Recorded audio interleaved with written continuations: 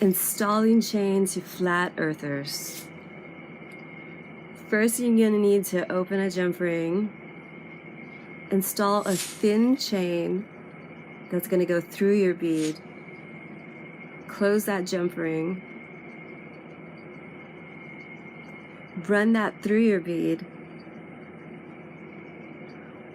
trim off only what's needed. Then apply another jump ring from the inside. Close that up, get your joiner chain, open that, run it through that jump ring, and close that. And that's how you have one side. You can do the other side easily. You can remove as many links in the middle to have your desired length, and that is how you install chain.